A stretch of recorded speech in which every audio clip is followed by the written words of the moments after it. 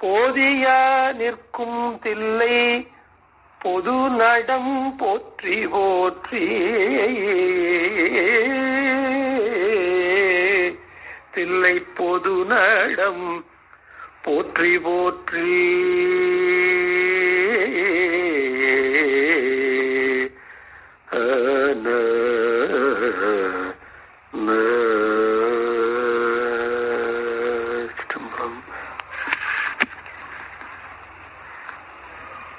பஞ்சபூத தலங்களுள் ஆகாயத்தலமாக விளங்குவது சிதம்பரம் ஆகும். விராட் புருஷனுக்கு மூலாதார ஸ்தானமாக திருவாரூரையும் மணிபூரகமாக திருவண்ணாமலையையும் இதயஸ்தானமாக சிதம்பரத்தையும் கண்டஸ்தானமாக காளஹஸ்தியையும் பூர்வ மத்தியாக காசியையும் கூறுவார்கள். இந்த வகையில் உலக புருஷனுடைய இயக்கமே சிதம்பரத்தில் விளங்கும் நடராஜ பெருமானுடைய ஆனந்த தாண்டவத்தை அடிப்படையாக கொண்டது என்பதை இதன் மூலம் நாம் அறிகிறோம். கண்ட அளவில் முக்தி தரக்கூடியது தில்லைத்தலம்.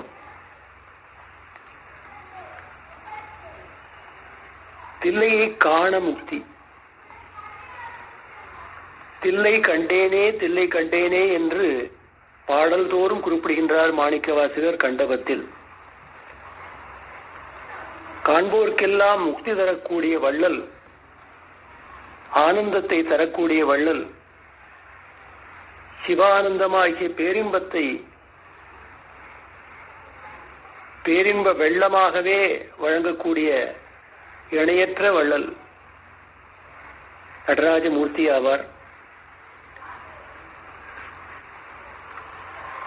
இது சிதாகாசமாக கூறப்படுவது. இந்த மூர்த்தி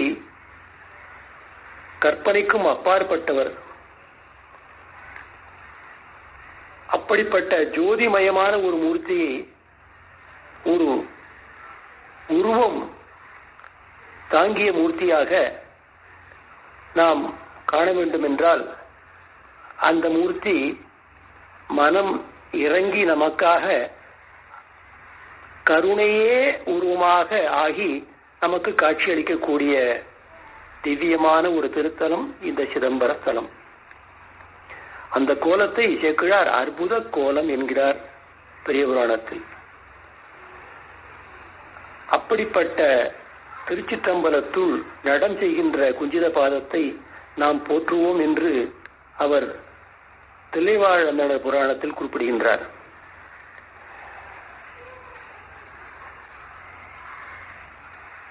சிதம்பரத்தை பஞ்சபூத தலங்களுள் ஆகாயத்தலமாக வைத்து எண்ணப்படும் பொழுது முக்தி தரவல்ல தலங்களாகவும் நாம் நினைத்து பார்க்கின்றோம். பல நாயன்மார்களுக்கு முக்தி வழங்கிய தலம் இத்தலம். சுந்தரமூர்த்தி சுவாமிகள் திருவாரூரில் தியாகராஜ பெருமானை தரிசிக்க சென்ற பொழுது தேவாசிரியன் மண்டபத்தில் இருந்த சிவனடியார்களை வணங்காது நேராக தியாகேச பெருமானுடைய திருச்சன்னதிக்கு சென்று வழிபடச் சென்றதை கண்டு பொறாத விரண்மிண்ட நாயனார் மனம் வெதும்பவே அதனை தியாகராஜ பெருமான் சுந்தரருக்கு உணர்த்தி அடியார்களுடைய பெயர்களை அமைத்து பாடுவாயாக என்று கட்டளையிட்ட பொழுது சுந்தரர் தொண்டர்தம் பெருமையை யாரால் சொல்ல முடியும்? அவர்களுடைய பெயர்களை வைத்து அடியேன் பாடுவது எளிதான காரியம் அல்லவே.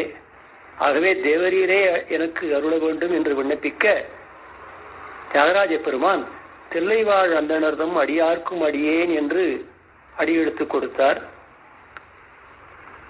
ஆகவே இந்த தில்லையை முதலில் வைத்து அந்த தில்லை பெருமானை அனுதினமும்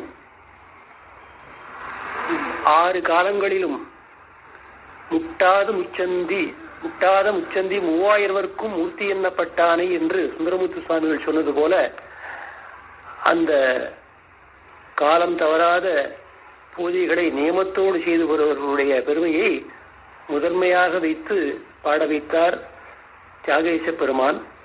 ஆகவே தில்லைவாழ்ந்தனர் புராணம் என்பது முதல் நாயன்மாருடைய புராணமாக வைத்து எண்ணப்படுவது. அந்த பெருமானை 3000 தங்களுடைய சிந்தையில் வைத்து வழிபடுவதால் அவர்கள் தெய்வ வேதியர்கள் என்று குறிப்பிடப்படுகின்றார்கள் பெரிய புராணத்தில். அவர்களுக்கு இனிமேல் கிடைக்க வேண்டியது என்ன இருக்கிறது? இனி பெரும் பேறு ஒன்று இல்லார் என்கிறார் சேக்கிழார். ஆகவே ஆனந்த தாண்டவமூர்த்தியே தினந்தோறும் தரிசித்து குலதெய்வமாகவும் வழிபடக்கூடிய ஒரு பேரின்ப நிலை கிடைத்துவிட்ட பிறகு வேறு அதற்கு மேல் என்ன நிலை இருக்கிறது என்பதை உணர்த்துவதற்காக இவ்வாறு கூறியிருக்கின்றார். அப்படி உலகெல்லாம் உணர்ந்து ஓதற்கரிய ஒரு பரம்பொருளை, அந்த குஞ்சித பாதத்தை நாம் வணங்கி தொழுவோம் என்று முதல் பாடலிலேயே உலகலாம் என்று நடராஜ பெருமான் அடியெடுத்து கொடுத்த பாடலில் வருகின்றது பெரிய புராணத்தில். அப்படிப்பட்ட அழகில் ஜோதியாக இருக்கக்கூடியவன் ஆதியாகவும் நடுவாகவும் அளவில்லாத அளவை உடையவனாகவும் ஜோதியாகவும் இருக்கின்றான் என்று இதில் குறிப்பிடப்படுகின்றது. இந்த பெண்ணுமாய் ஆணுமாகி என்று ஒரு நிலையையும் இங்கு குறிப்பிடுகின்றார் சேக்கிழார் பெருமான். அப்படி தில்லைவாழ்ந்தனர் புராணத்தை பாடி நிறைவு செய்த பிறகு அடுத்ததாக சுந்தரமூர்த்தி நாயனாரால் குறிப்பிடப்படக்கூடிய நாயனாரும் இந்த தில்லை பெருமானுடைய அருளை பெற்றவரே. அவர் திருநீலகண்ட நாயனார். ஆக இந்த சபாபதிக்கு இணையான ஒரு தெய்வம் வேறு இல்லை என்று சொல்வது போல இந்த நடராஜ பெருமானுடைய திருவுருவத்திலேயே 5 தொழில்களும் அவருடைய பஞ்சகிருத்தியங்களும் காட்டப்பெறுகின்றன. அதாவது படைத்தல், காத்தல், அருளல், மழைத்தல், அழித்தல் என்று இந்த 5 தொழில்களையும் பெருமான் நமக்கு அந்த கரங்களாலும் திருப்பாதங்களாலும் நமக்கு உணர்த்துகின்றார். இதனை தோத்திர நூல்களும் சாத்திர நூல்களும் விவரமாக எடுத்து உரைக்கின்றன. இந்த தலத்தில் பல சிறப்புகள் சொல்லப்படுவது போல தில்லை செடி என்ற ஒரு தனிச்சிறப்பு வாய்ந்த ஒரு செடியை பற்றியும் குறிப்பிடப்படுகின்றது. ஆகவே இது தில்லை என்று ஊர் பெயராகவே மாறிற்று. இந்த தில்லை செடி நிறைந்த ஒரு வனமாக இருந்தபடியால் தில்லை வனம் என்று வழங்கப்பட்டு பிற்காலத்தில் தில்லை என்று கூறப்பட்டது. இங்கு வியாக்கிரபாத முனிவர் தவம் செய்து சிவபெருமானுடைய நடனத்தை கண்டபடியால் புலியூர் என்று அதற்கு பெயர் வந்தது. அவர் புலிக்கால் முனிவர். இந்த வியாக்கிரபாதர் தவம் செய்து நடராஜமூர்த்தியினுடைய ஆனந்த தாண்டவத்தை தரிசித்தது போலவே பதஞ்சலி முனிவரும் இங்கு பெருமானை தரிசித்திருக்கிறார். ஆகவே இந்த பதஞ்சலி வியாக்கிரபாதர் ஆகிய இருவருக்காகவும் தரிசனம் கொடுப்பதற்காக வந்த வள்ளல் இந்த பெருமான்.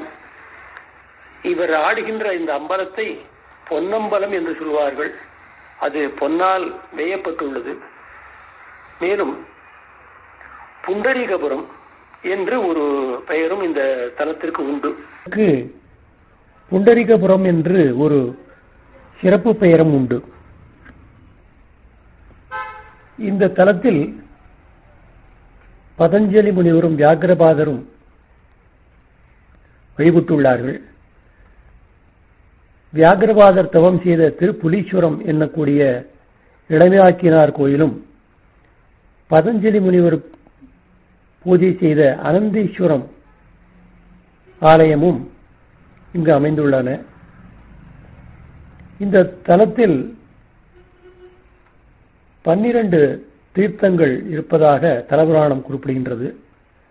அவற்றுள் சிவகங்கை என்ற திருக்குளமும் பரமானந்த கூபம் என்ற கிணறும் கோயிலுக்குள் அமைந்துள்ளன.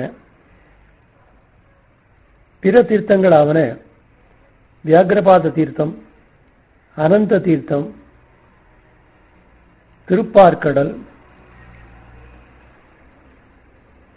புலிமடு, நாகசேரி, சிவப்பிரிய தீர்த்தம், ஞானப்பிரகாசர் குளம், ஆயிக்குளம் முதலியன.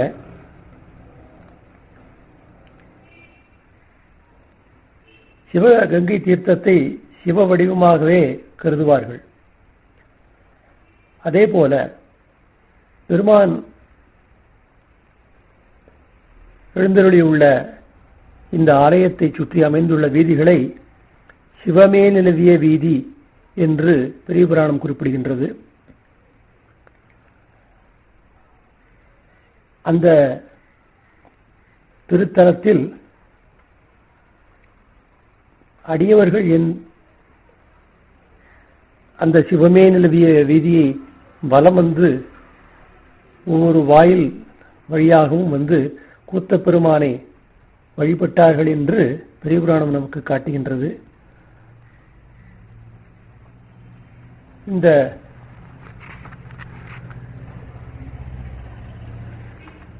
தலத்தில் பெருமான் ஆடக்கூடிய தாண்டவம் அவருடைய 5 தொழில்களையும் காட்டுகின்றன என்பார்கள். உமாபதி சிவம் அருளிய உண்மை விளக்க பாடல் இதனை நமக்கு விளக்குகின்றது. தோற்றம் துடி அதனில் தோயும் திவி அமைப்பில் சாற்றியிடும் அங்கியில் சங்காரம்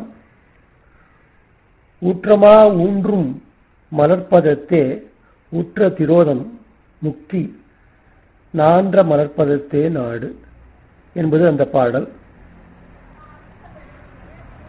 சிவகாமி அம்மை காண நின்ற ஆடும் தில்லைக்கூத்தனுடைய கரத்தில் மேற்கரத்தில் உடுக்கை உள்ளது. அதனுடைய நாதத்திலிருந்து உலகங்கள் தோன்றின. இது படைப்பு தூழலை குறிப்பிடுவது. மற்றொரு வலப்புற கை அபயகரம். இது காத்தலை குறிப்பிடுகின்றது. இடப்புறத்தில் அமைந்துள்ள கைகளில் மேல் கை தீயினை தாங்கியுள்ளது. இது அழித்தல் தூழலை குறிப்பிடுகின்றது. வல திருவடியின் கீழ் முயலகன் அழுத்தப்பட்டிருக்கின்றான். இது பெருமானுடைய மறைப்பு தூழலை குறிப்பிடுகின்றது. குஞ்சித பாதத்தை இடது கரத்தால் காட்டிக் கொண்டிருப்பது உயிர்களுக்கு பேரின்பத்தினை நுகர்விக்கக்கூடிய அருளல் தூழலை குறிப்பிடுகின்றது. இவ்வாறு அந்த பாடல் நமக்கு விளக்கம் தருகிறது. இதனை பஞ்சகிருத்திய பரமானந்த தாண்டவம் என்றும் குறிப்பிடுவார்கள்.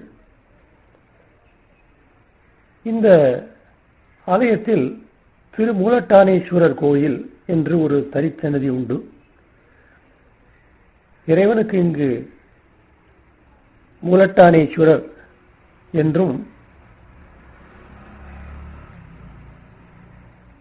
இறைவிக்கு உமையம்மை, உமா பார்வதி என்றும் பெயர்கள் வழங்கப்படுகின்றன. சிவகாம சுந்தரிக்கு தனி சன்னதி திருக்குளத்திற்கு எதிரில் அமைந்துள்ளது. தலவிருட்சமாக தில்லையையும் ஆல் ஆகியவற்றையும் குறிப்பிடுகின்றது வழக்கம்.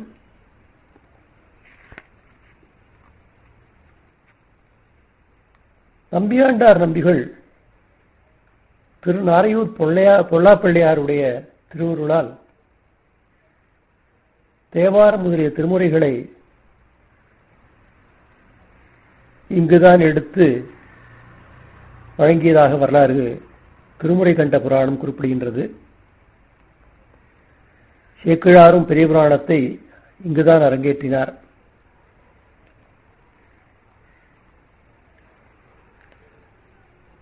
இந்த கோயில் சுமார் 40 ஏக்கர் பரப்பில் அமைந்துள்ள மிகப்பெரிய ஆலயம். பல அரசர்களால் திருப்பணி செய்யப்பெற்றது. சிற்றம்பலமும் பேரம்பலமும் ஆதியில் ஏற்பட்டவை என்றும் அவை மரத்தாலானவை என்றும் பல்லவர் காலத்திற்கும் முற்பட்டவை என்றும் கூறுவார்கள். இக்கோயிலிலேயே 5 சபைகள் உள்ளன. சிற்சபை என்பது சிற்றம்பலம்.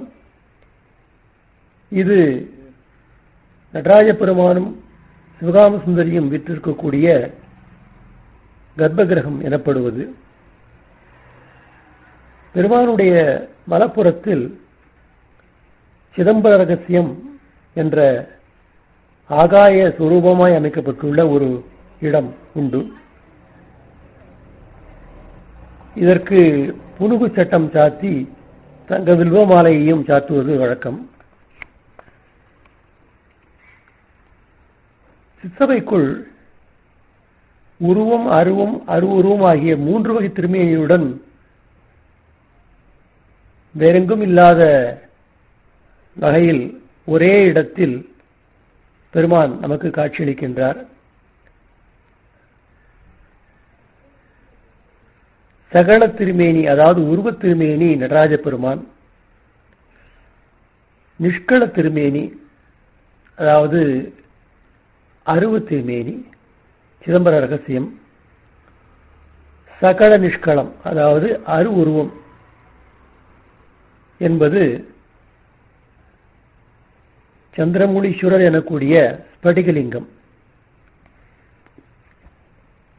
இவையன்றி ரத்னசபாபதி எனும் மரகத நடராஜாவும் சொர்ணகால பைரவரும் இங்கு எழுந்தொழியுள்ளார்கள். கனக சபை என்பது திருச்சிற்றம்பலத்திற்கு எதிரில் உள்ளது. இங்கும் காலையில் அழகிய திருச்சிற்றம்பலம் உடையாரும் ரத்ன சபாபதியும் திருச்சிற்றம்பலத்தில் உள்ள பெட்டகத்திலிருந்து வெளிவந்து இங்கு அபிஷேக ஆராதனைகளை ஏற்றருளியுள்ளார்கள். இங்கு 4 தூண்களும் 4 வேதங்களாகவும் சுற்றிலும் உள்ள 28 மரத்தூண்களும் காமிக்கம் முதலிய 28 ஆகமங்களாகவும் 96 தத்துவங்கள் ஜன்னல்களாகவும் இருப்பதாக இந்த தலபுராணம் குறிப்பிடுகின்றது. தேவசபை என்பது பேரம்பலத்தை குறிப்பிடுவது. நிறுத்த சபை என்பது பெருமானும் காளியும் தாண்டவம் புரிந்த இடம். சித்திர வேலைப்பாடுகள் கொண்டது. இது குதிரை பூட்டிய ஒரு தேர் போல அழகிய வேலைப்பாடுடன் கூடியது. இங்கு ஊர்து தாண்டவ மூர்த்தியினுடைய திருவுருவத்தை காண்கிறோம். சர்பமூர்த்தியையும் தரிசிக்கிறோம். ராஜசபை என்பது ஆயிரங்கால் மண்டபம். இங்கு மார்கழியிலும் ஆனியிலும் நடராஜ பெருமான் அம்பிகையுடன் எழுந்துருளி அபிஷேகம் கொண்டருள்வார். தரிசனம் ஆருத்ரா தரிசனம் என்றும் ஆனி திருமஞ்சன தரிசனம் என்றும் சிறப்பாக அழைக்கப்படுகின்றது. இந்த சபை சுமார் 340 அடி நீளமும் 190 அடி அகலமும் வரிசைக்கு 24 தூண்களாக 41 வரிசைகளும் கொண்டது. சேக்கிழார் பெருமான் பெரிய புராணத்தை இங்குதான் அரங்கேற்றினார் என்பர்.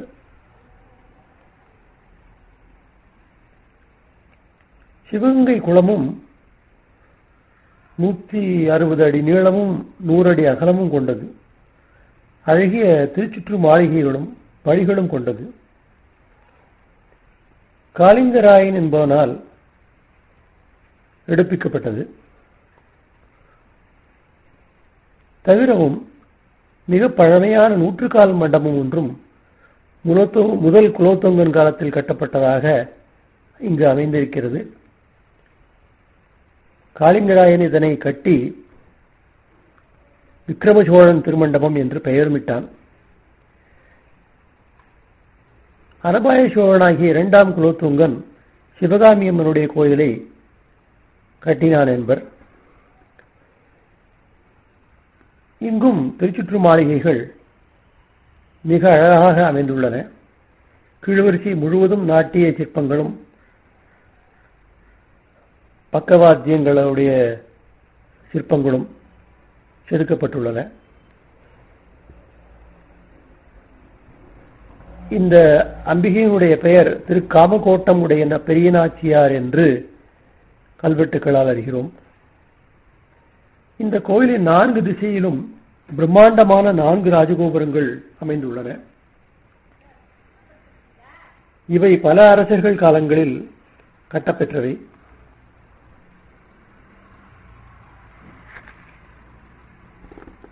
கோபுரங்களிலும் சிற்பங்களை நாம் மிகுதியாக காண்கின்றோம். இந்த கோபுரங்கள் சோழ அரசர்கள், விஜயநகர அரசர்கள் காலத்தில் கட்டப்பெற்றவை. கிழக்கு கோபுரத்தில் 7 நிலை மாடங்களை காண்கின்றோம். இது 2ஆம் குலோத்துங்கனால் ஆரம்பிக்கப்பெற்று பிறகு காடவர்கோன் 2ஆம் கோப்பெரும் சிங்கனால் திருத்தி அமைக்கப்பட்டது. பிற்காலத்தில் பச்சைப்ப முதலியார் இதனை பழுது பார்த்தார். இதில் 108 தாண்டவ பேதங்கள் சிற்பங்களாக செதுக்கப்பட்டுள்ளன. இதனுடைய மற்றொரு பகுதி மேற்கு கோபுரத்தில் தொடர்ந்து அமைக்கப்பட்டுள்ளன. இவையல்லாமல் சோமாஸ்கந்தர், கஜசம்ஹாரர், அர்த்தநாரீஸ்வரர், ஊர்துவதாண்டவர், பதஞ்சலி, வியாக்கிரபாதர், தேவேந்திரன், நாரதர், திருமூலர், அகஸ்தியர், திரிபுராந்தகர் ஆகிய மூர்த்திகளையும் இங்கு சிற்பங்களாக காண்கின்றோம். மேற்கு ராஜகோபுரம் முதல் ஜடாவர்மன் சுந்தரபாண்டியனால் கட்டப்பட்டது என்று கல்வெட்டுக்கள் குறிப்பிடுகின்றன. இதிலும் பரதநாட்டிய சிற்பங்கள், சூரியன், ரிஷபாரூடர், பசுபதி முதலிய மூர்த்திகள் மிகச் சிறப்பாக அமைக்கப்பெற்றுள்ளன. இதில் உள்ள தாரக சம்ஹார சுப்பிரமணியருடைய சிற்பம் மிக அழகானது. கற்பக விநாயகர் நர்த்தனம் ஆடுவது போல அமைந்துள்ளது. இவரே இந்த தலத்து விநாயகராகவும் குறிப்பிடுவர். வடக்கு ராஜகோபுரத்தை கிருஷ்ணதேவராயர் கட்டினார் என்று கல்வெட்டுக்கள் குறிப்பிடுகின்றன. அவருடைய உருவச்சிலையும் நாம் காண்கின்றோம். இதிலும் பல பரதநாட்டிய சிற்பங்கள் அமைந்துள்ளன. தெற்கு ராஜகோபுரமும் 7 நிலைகளை கொண்டது. இதனை 2ஆம் கோப்பெரும் சிங்கன் என்ற சிறந்த சிவபக்தன் கட்டினான். இந்த கோபுரத்தில் கயல் உருவங்களை காண்கின்றோம். ஆகவே பாண்டியன் கட்டியது என்றும் குறிப்பிடுவார்கள். இந்த கோபுரத்தில் சந்திரசேகரர், அர்த்தநாரீஸ்வரர், திரிபுராந்தகர், மகிஷாசுரமர்தினி, விக்ஷாடனர் ஆகிய மூர்த்திகளையும் தரிசிக்கிறோம்.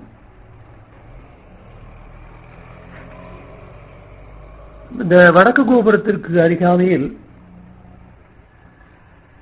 வடமேற்கு மூலையில் பாண்டிநாயகம் என்ற ஒரு சன்னதி முருகப்பெருமானுக்காக மாரவர்மன் சுந்தரபாண்டியன் கட்டிய அழகிய கோயிலையும் மண்டபத்தையும் காண்கின்றோம். இது தேர் போன்ற உருளைகள் மாட்டி யானைகள் இழுக்கக்கூடிய ஒரு நிலையில் அமைக்கப்பட்டுள்ளது. சிற்பச் சிறப்பு மிகுந்தது. உயர்ந்த மேடையின் மீது முருகப்பெருமான் மயில் மீது எழுந்தருளியுள்ளார். வள்ளிதேவி யானை அருகில் இருக்கிறார்கள். மிக அருமையான வேலைப்பாடு அமைந்த திருமேனிகள்.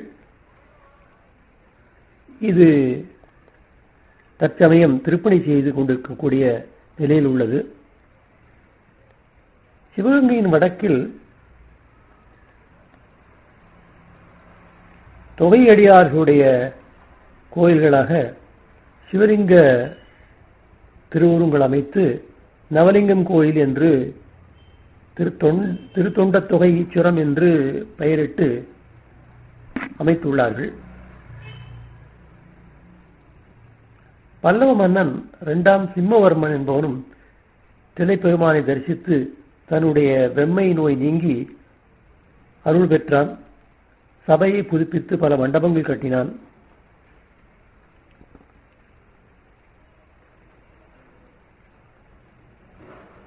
கொற்றவன்குடி உமாபதி சிவாச்சாரியார் என்பவர் தில்லை மூவாயிரூரில் ஒருவர். மறைஞான சம்பந்தரிடம் உபதேசம் பெற்றவர்.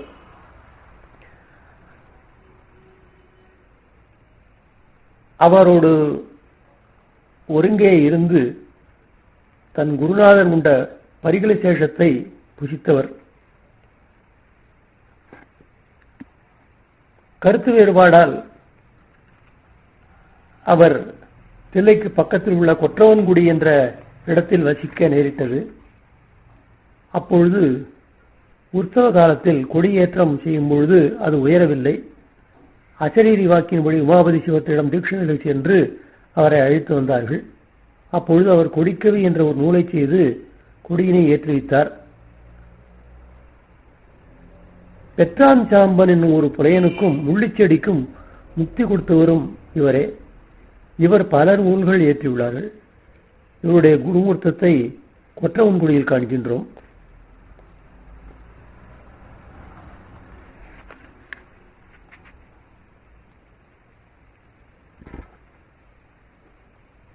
குத்தப்பெருமானுடன் வந்து கைலாயத்திலிருந்து எழுந்தருளியவர்கள் தில்லை தீட்சிதர்கள் என்று குறிப்பிடுவது வழக்கம்.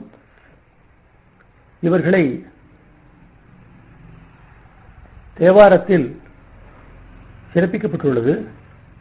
திருஞான சம்பந்தர் வந்தபொழுது தில்லை மூவாயிரவர் சிவகணங்களாகவே அவருக்கு காட்சியளித்ததாக பெரிய புராணம் குறிப்பிடுகின்றது. அதனை ஆடினாய் நறு நெய்யோடு என துவங்கும் திருப்பதிகத்தில் 3வது பாடலில் ஞானசம்பந்த பெருமான் குறிப்பிடுகின்றார். அந்த தீட்சர்களும் அவருக்கு நீல கரிய மிடறு உடையவர்களாகவே, நெற்றிக்கண் உடையவர்களாகவே, சூலத்தை ஏந்தியவர்களாகவே, சுடலை போடியை அணிந்த மேனியராகவே, வார்ச்சடையராகவே,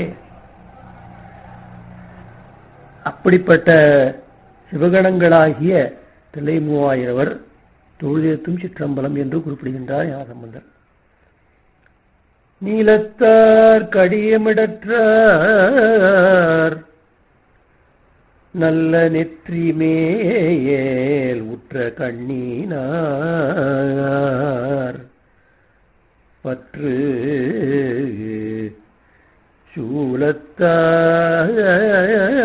சூலத்தார் சுடலை பொடி நீறு அணி வார்சடைய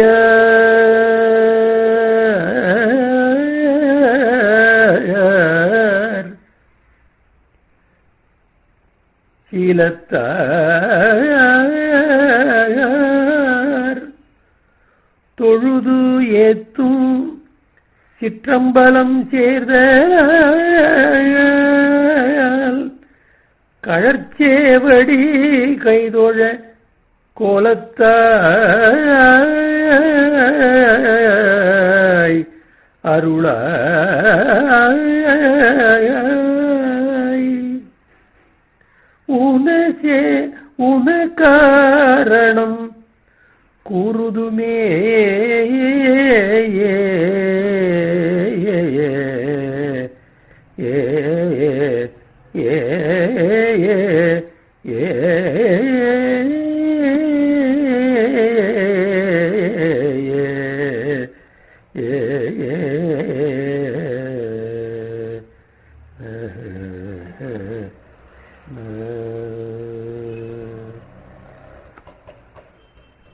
இந்த அம்பலத்து உறைவான் அடியார்களுக்கு அடையா வினையே என்று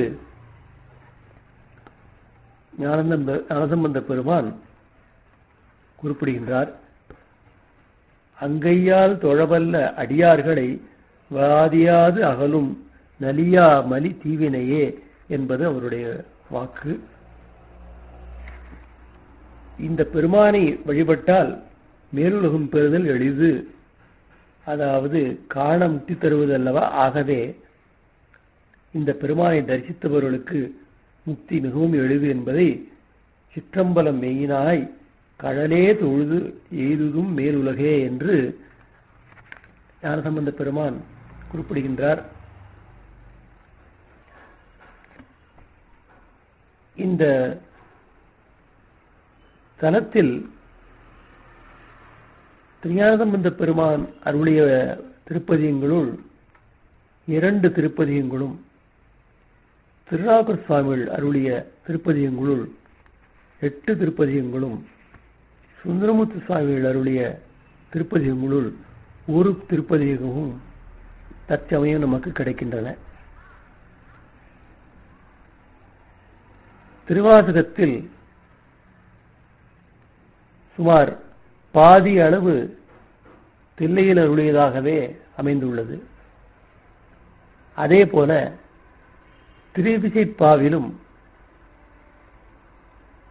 ஏறத்தாழ பாதி பாடல்கள் தில்லைப்பெருமானுடைய புகழையே பாடுவதாக உள்ளன. 10ஆம் திருமுறையாகிய திருமந்திரத்திலும் ராஜபெருமானுடைய திருக்கூத்து தரிசனத்தை பலவாறு திருமூல சிறப்பிப்பதை நாம் தரிசிக்கிறோம், நாம் அனுபவிக்கிறோம். அவர் இந்த மனித உடலையே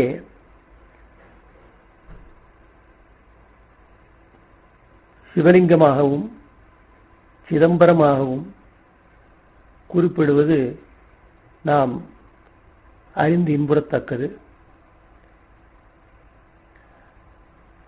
மானுடர் ஆக்கை வடிவு சிவலிங்கம், மானுடர் ஆக்கை வடிவு சதாசிவம், மானுடர் ஆக்கை வடிவு சிதம்பரம், மானுடர் ஆக்கை வடிவு திருக்கூத்தே என்பது அந்த பாடல். இதில் சிதம்பரம் என்ற தொடர் அமைந்துள்ளது நாம் மகிழ்த்தக்க ஒரு செய்தியாகும். பிற இலக்கியங்களில் பெரும்பற்ற புலியூர் என்றும் புலியூர் என்றும் திருச்சிற்றம்பலம் என்றும் தில்லை என்றும் குறிப்பிடக்கூடிய இந்த தலம் இந்த இடத்தில் சிதம்பரம் என்று திருமூலர் பெருமானால் பாடப்பெற்றுள்ளது. இங்கு சேரமான் பெருமாள் நாயனாரும் பெருமானை தரிசித்து பரவியுள்ளார். 12ஆம் திருமுறையாகிய பெரிய புராணமும் இங்குதான் ஆரம்பிக்கப்பெற்றது, அரங்கேற்றப்பட்டது. இதில் அனைவரும் அறிந்த அற்புதமான பாடல் குனித்த புருவோம் என்ற பாடல். இந்த பெருமானை காண்பதாகில் அதற்காகவே ஒரு பிறவியும் வேண்டும் என்பது அப்பர் பெருமானுடைய வாக்கு.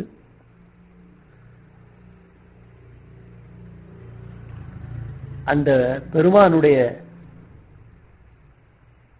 திருவுருவ வர்ணனையை அருமையாக படம் பிடித்து காட்டுவது போல் அமைந்துள்ளது இந்த பாடல். எப்பொழுது நீ வந்தாய் என்று கேட்பது போல் இருக்கிறதாம் பெருமானுடைய திருமுகத்தில் அமைந்துள்ள திருக்குறிப்பு. அப்படிப்பட்ட இறைவன் நமக்கு இந்த தரிசனத்தை தருவதற்கு நமக்கு பூர்வ ஜென்மங்களில் அமைந்த புண்ணியத்தால் மட்டுமே கிடைக்கும் அல்லவா? ஆகவே வாய்த்தது நம் தமக்கு இருவோர் பிறவி என்கின்றார். ஆகவே நாம் கூத்தனுக்கு ஆட்பட்டு இருப்பதென்றோ நம்முடைய குழைமை. அந்த பெருமானுடைய நாமமாகிய அஞ்செழுத்தை நாம் நாவில் கொள்ள வேண்டும். எழுபிறப்பும் அவனுக்கே ஆட்சி செய்ய வேண்டும். துடைத்தாலும் போகாது அவனையே கதியென இருக்க வேண்டும். தூநீறு அணிந்து அவனுடைய பாதமே அடைக்கலமாக நாம் வாழ வேண்டும் என்பதை நமக்கு உணர்த்துவதாக தனக்கு சொல்வதாக அமைத்து பாடுகின்றார் அப்பர் பெருமான்.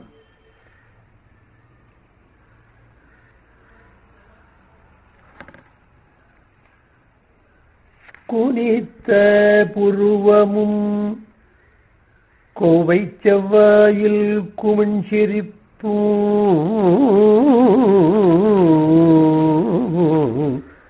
பனித்த சடையும் பவளம் போல் மேனியில் பால்வண்ணூரும் இனித்தம் உடைய எடுத்த பொற்பாதமும் காணப்பெற்றால் மனித்த பிறவியும் வேண்டுவதே இந்த மாநிலத்தே.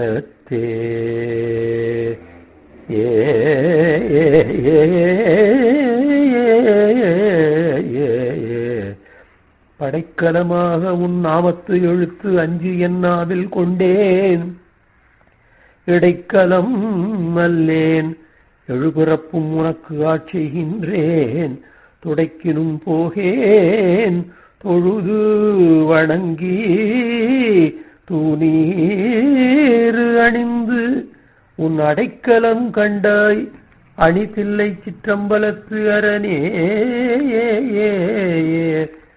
அரணே.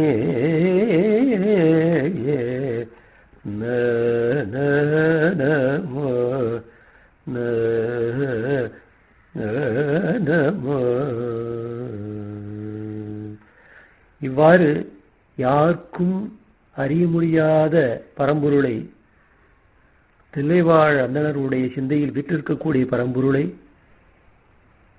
அருமறையின் அகத்தில் இருப்பவனை, அணுவுக்கு அணுவாயிருப்பவனை, யாராலும் அறிந்து கொள்ள முடியாத தத்துவனை, தேவர்களுக்கெல்லாம் தேவாதி தேவனாக இருக்கக்கூடிய நடராஜ ராஜமூர்த்தியை,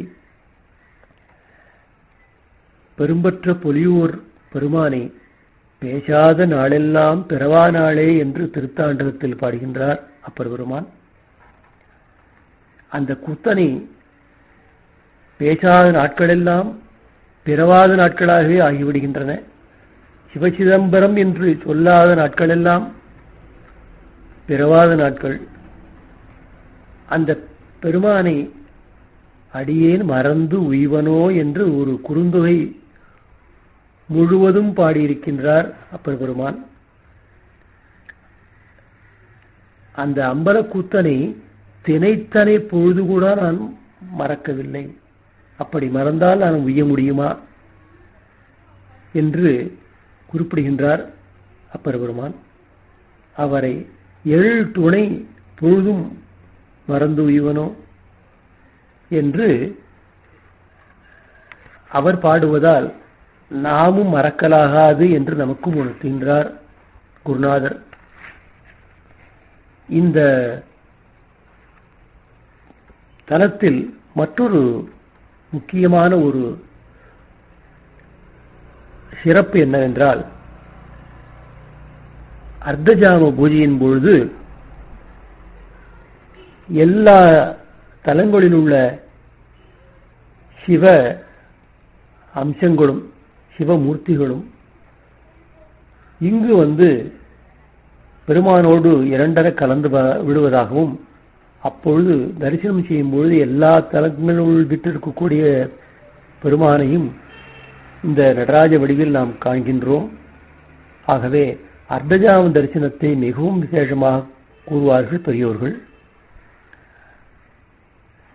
இதற்கு அணி செய்வதாக புக்க திருத்தாண்டகம் என்ற ஒரு திருப்பதிகத்தை அப்பர் பெருமான் நமக்காக அருளிச் செய்திருக்கின்றார்.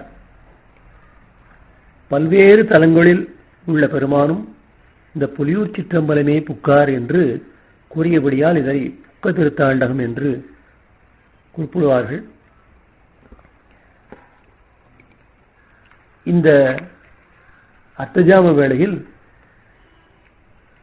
சுடர்விட்டு பிரகாசிக்கக்கூடிய அந்த ஞானாகாசத்தில் இருக்கக்கூடிய நடராஜமூர்த்தியை தியானம் செய்பவர்கள், தரிசிப்பவர்கள் எல்லா பேரின்பங்களையும் பெறுவார்கள் என்பது பெரியோர்கள் கூறுவதும் அனுபவத்தில் உணரப்படுவதும் ஒன்று.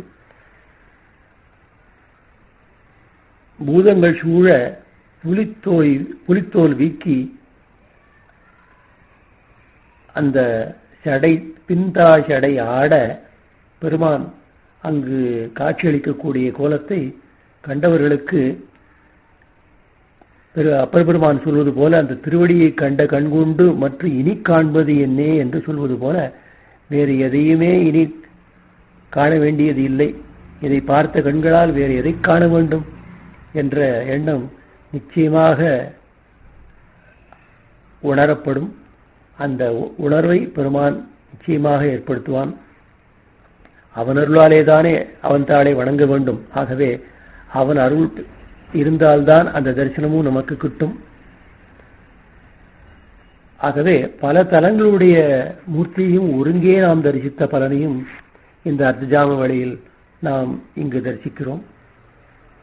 அந்த பெருமான் மடித்து ஆடக்கூடிய பெருமான், அவன் நம்மை காலனார்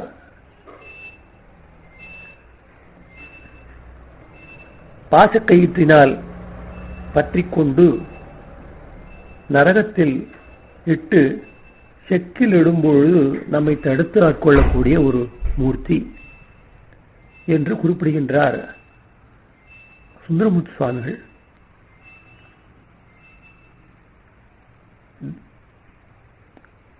ஆனால் அன்பராய் சென்று அவருடைய திருவடிகளுக்கு முன் வீழும் சிந்தையாரே தருமனார் தமர் செக்கில் இடும்பொழுது அவன் நம்மை காக்காமல் இருப்பானா? தடுத்து ஆட்கொள்வான் அல்லவா?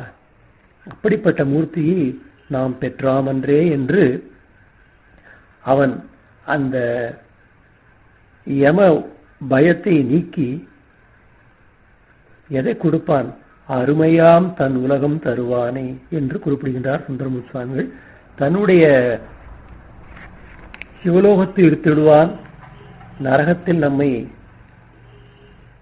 துன்பப்படும்படியாக செய்ய மாட்டான் என்று நமக்கு இந்த தலத்தில் உள்ள பதிகத்தின் மூலம் நமக்கு சுந்தரமூர்த்தி சுவாமிகள் தெரிவிக்கின்றார்.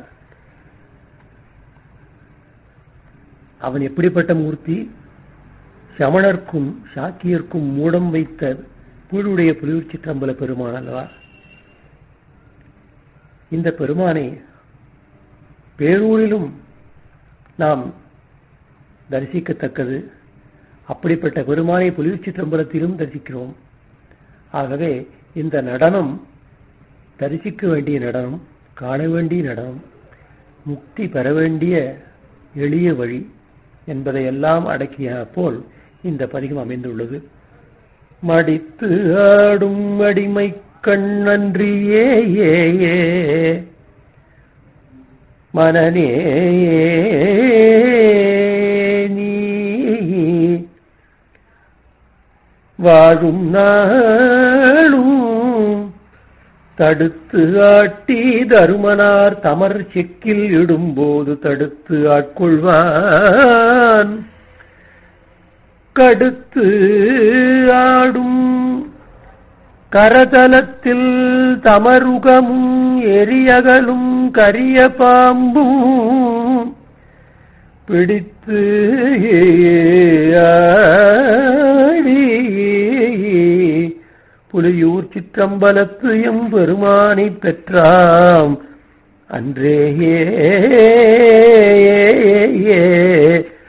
புலியூர் சிற்றம்பலத்தே பெற்றாம் அன்றே.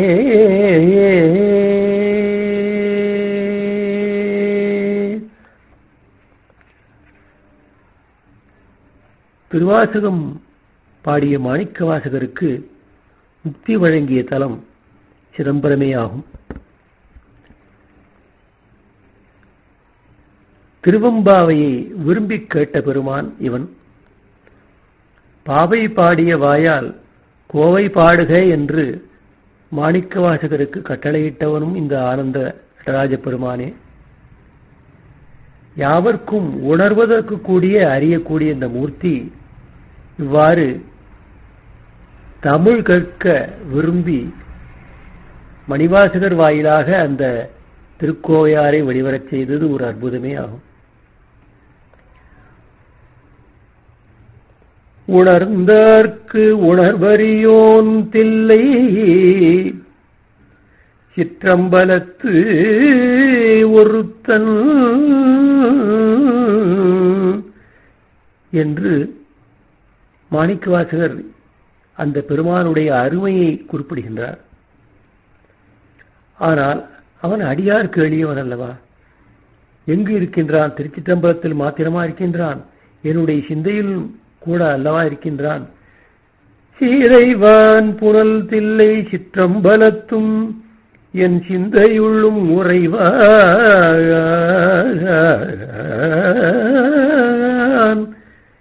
என்று தன்னுடைய சிந்தையிலும் அவன் இருக்கின்றான் என்று குறிப்பிடுகின்றார். அவன் எப்படிப்பட்டவன்?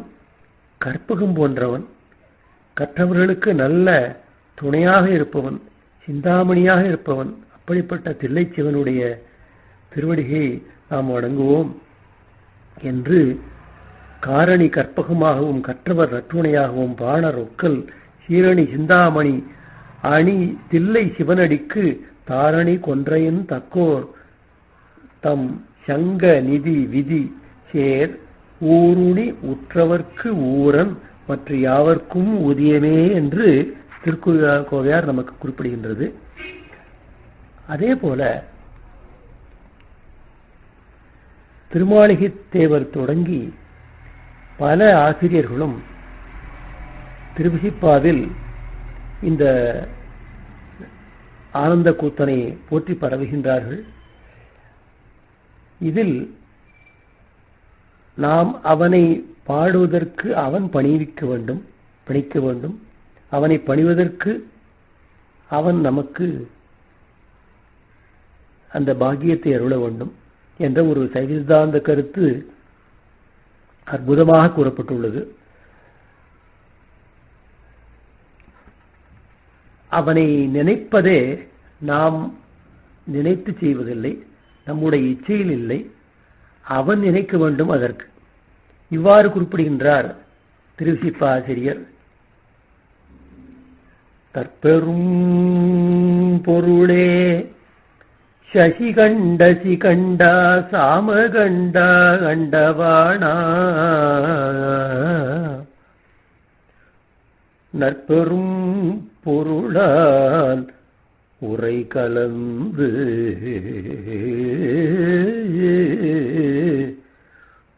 உன்னை என்னுடைய நாவினால் நதில்வான் அற்பன்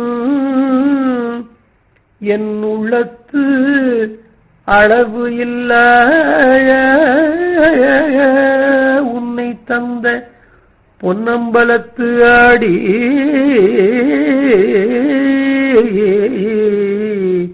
கற்பமாய் உலகாய் அன்னையானாயே தொண்டனேன் கருதுமா கருதே ஏ ஏ ஏ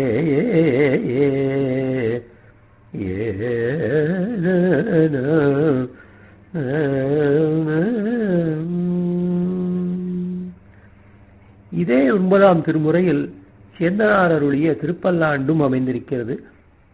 அப்பல்லாண்டு பாடியவுடன் தில்லை தேர் நகர்ந்தது என்பார்கள். மன்னுக தில்லை வளர்கனம் பக்தர்கள் வஞ்சகர் போயகல பொன்னின் செய்வண்டபத்து உள்ளே புகுந்து புவனியெல்லாம் விளங்க அண்ணனடை மடவாள் உமைகோன் அடியோமுக்கு அருள் புரிந்து பின்னை பிறவியறுக்க நெறிதந்த பித்தற்கு பல்லாண்டு கூறுதுமே ஏ பித்தற்கு பல்லாண்டு கூறுதுமே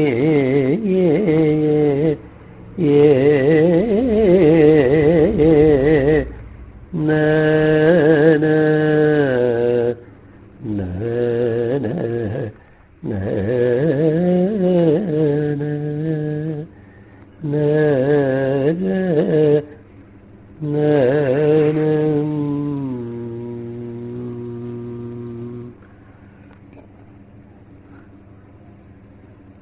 மாணிக்க கூத்தனை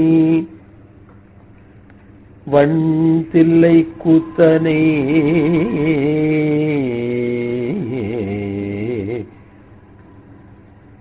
தில்லை கூத்தனை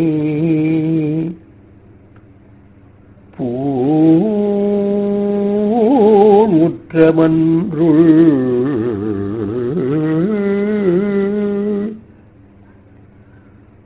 மன்றுள் புரிசடை கூத்தனை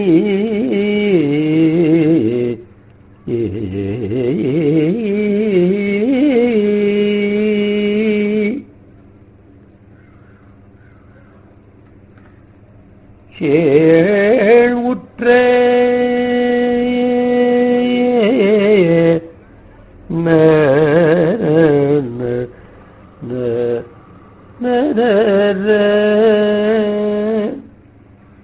சேணுற்ற ஜோதி சிவானந்த கூத்தனை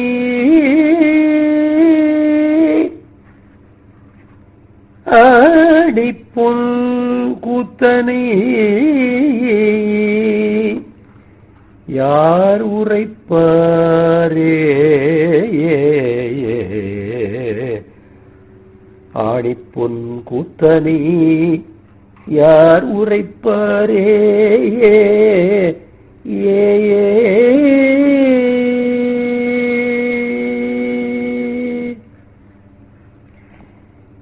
இவ்வாறு ஆதி பரனாகிய ஈசன் ஆட, அவனது அங்கை கனல் ஆட, ஓதும் சடை ஆட, உன்மத்தம் முற்றும் ஆட, பாதி மதி ஆட, பார் அண்டம் மீது ஆட, நாதமோடு ஆடிய அந்த நாதாந்த நட்டத்தை திருமூலதேவர் திருமந்திரத்தில் குறிப்பிடுகின்றார்.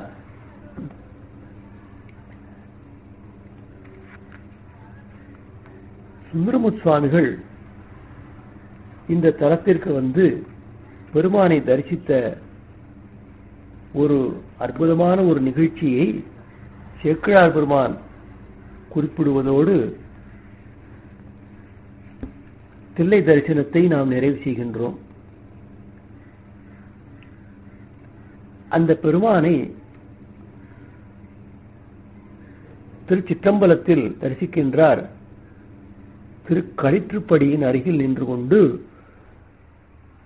கைகள் அஞ்சலித்த வண்ணம், கண்கள் நீர் பெருக்கிய வண்ணம் சுந்தரமுத் சுவாமிகள் அந்த பெருமானோடு லயித்து ஆனந்த வெள்ளத்தில் திளைக்கின்றார் என்பதை சேக்கிழார் பெருமான் குறிப்பிடுவதை நாம் அந்த மூலத்தை நினைப்பதில், படிப்பதில், தியானிப்பதிலேயே நாமும் அந்த தரிசனத்தை ஒரு கணம் நம் மனக்கண் முன் கொண்டு வந்து நிறுத்துகின்றோம். அப்படி நிறுத்தவல்ல ஒரு வாய்ப்பினை நமக்கு வழங்குவது தெய்வ சேக்கிழார் பெருமான் நமக்கு அருளிய இந்த பெரிய புராண பாடல்கள். 5 பேரறிவும் கண்களே கொள்ள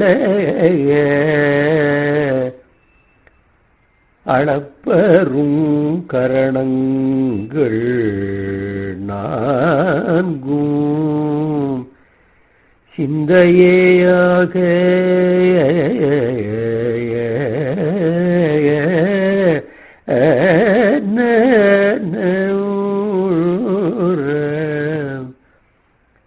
குணம் ஒரு 3 திருந்து சாத்வீகமேயாக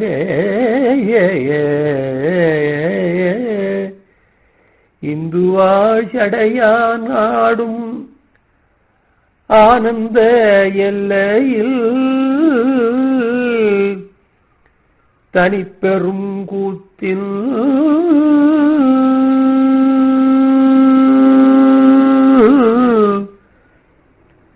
வந்த பேரின்ப வெள்ளத்துள் திளைத்து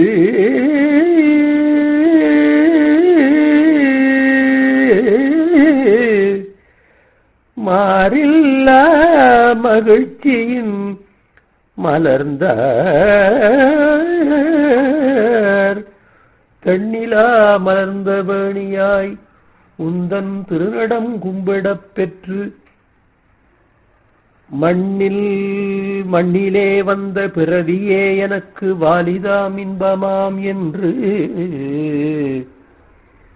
கண்ணில்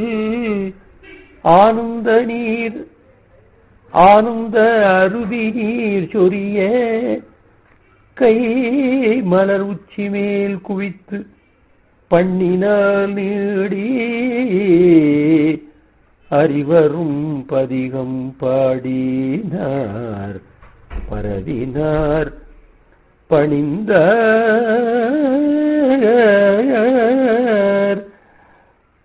பதிகம் பாடினார் பரவினார் பணிந்தார்.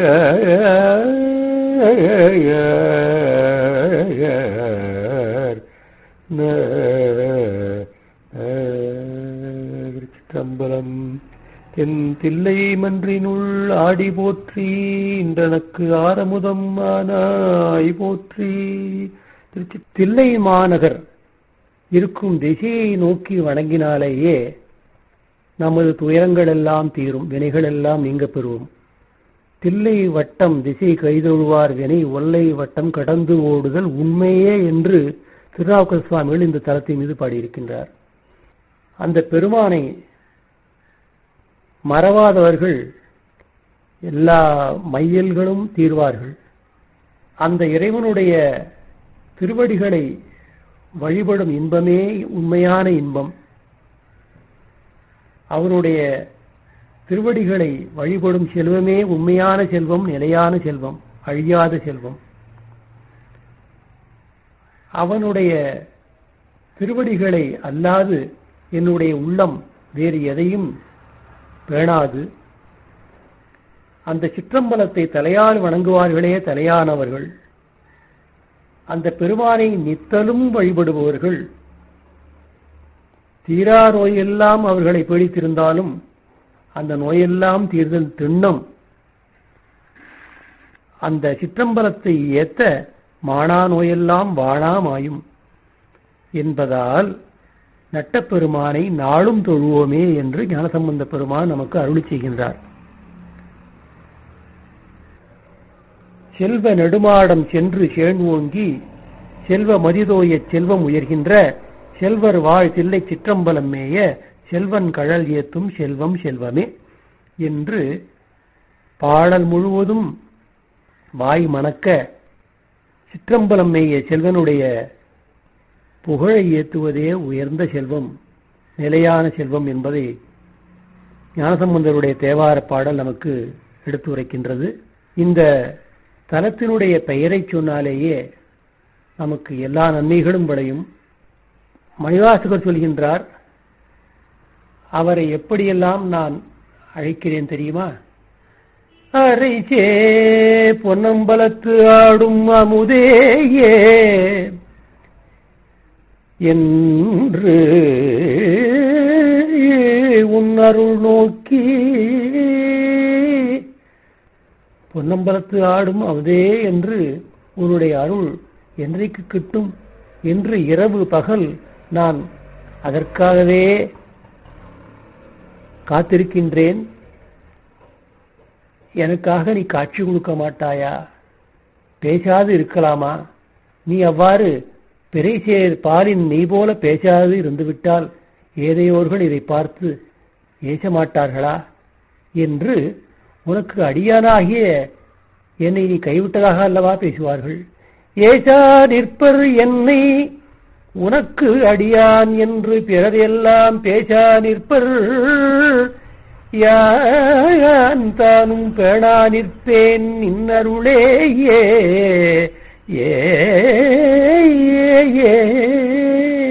எனவே இனித்தான் இறங்காயே என்று பெருமானிடம் மன்றாடி வேண்டுகின்றார் மணிவாசக பெருமான்.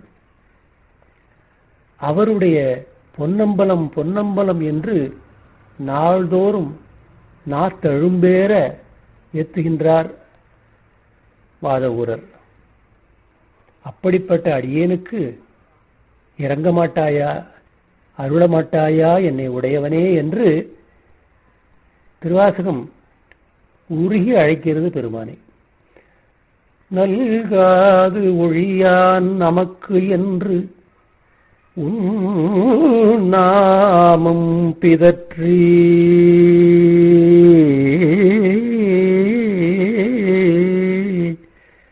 நயன நீர் மல்க வாழ்த்த வாய் குழற வணங்க மனத்தால் நிறைந்து உருகி பல்கால் உன்னை பாவித்து பரவி பொன்னம்பலம் என்றே உல்கா நிற்கும் உயிர்க்கு இறங்கி அருளாய் என்னை உடையானேயே.